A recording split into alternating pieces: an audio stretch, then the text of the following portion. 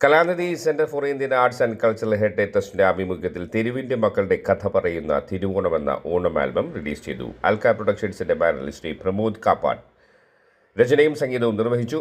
സംഗീതരത്നം doctor Kanhangad Ramachandran, Kalanidhi trust ഉപദേശക സമിതി അംഗം, സംഗീത സംവിധാനം ചെയ്തു. കലാനിധി സംഗീത പ്രതിഭ കുമാരി ദേവാനന്ദ ആലപിച്ച ഗാനത്തിൽ 50-ൽ പരം കലാകാരന്മാർ അഭിനയിച്ചു.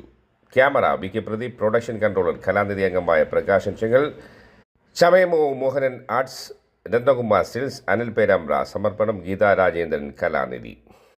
Kalanidhi chairperson and managing trustee. സംഗീത സംവിധാനം സംഗീതരത്നം ശ്രീ കാഞ്ഞങ്ങാട് രാമചന്ദ്രൻ, ആലാപനം കുമാരി ദേവനന്ദ ഗിരീഷ്, രചന സംവിധാനം ശ്രീ പ്രമോദ് കാപ്പാട്.